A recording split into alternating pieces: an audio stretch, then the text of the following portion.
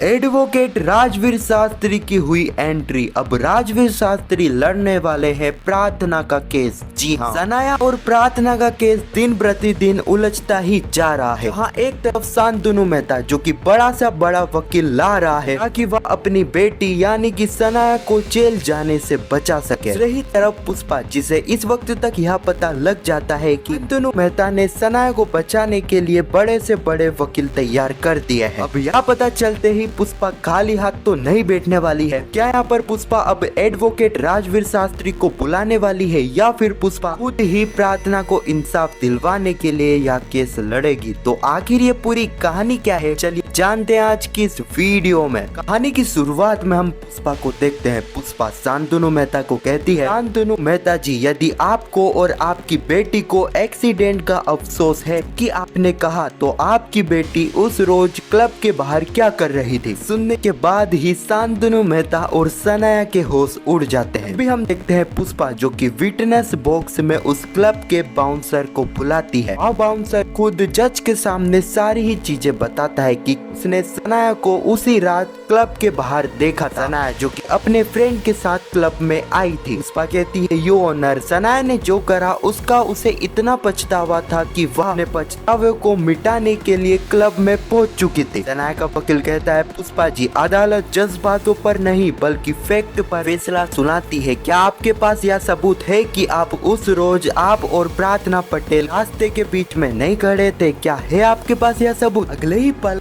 सुशीला और दिलीप को देखते हैं जो कि बापुद्रा को किसी तरह बाहर ले आए थे। वक्त तक बापुद्रा इसी शौक में था कि उसने तो सनाया के ऊपर गोली चलाई थी। उसे तो लगा था कि उसने सनाया को मार दिया है, लेकिन सनाया अब जिंदा कैसे हो गई? यहाँ पर मैं आपको बता दूं, शांतनु मेहता के वकील का आदमी जो कि बापुद्रा, दिलीप, सुशीला की सारी ही बातें सुन रहा था। इस वक्त तक बापुद्रा को समझाता है और कहता है, बापुद्रा, कोर्ट में जाकर कुछ भी उल्टा सीधा मत कहना, वरना पुष्पा जो मेहनत कर रही है प्रार्थना को इंसाफ दिलवाने के लिए, सारी ही मेहनत पानी में चल जाएगी। इसलिए तुझे कोर्ट में कुछ भी उल्टा सीधा नहीं कहना है। अगले ही पल हम पुष्पा को देखते हैं। पुष्पा जो कि तेजस्वी मैम को कॉल करती है और कहती है, तेजस्वी जी, हमें जल्द से जल्द वाटे स्कैन की फुटेज कोर्ट में पेश करनी होगी। अगर हम ऐसा नहीं कर पाते हैं तो हम यह केस को हार जाएंगे। प्रार्थना को इंसाफ नहीं मिल पाएगा तेजस्वी जी। तेजस्वी जी कहती है, पुष्पा जी, अभी तक हम कादम्बरी का ही वेट कर रहे हैं, लेकिन अभी तक ना ही तो कादम्बरी फोन आया है और ना ही तो कादम्बरी ने अभी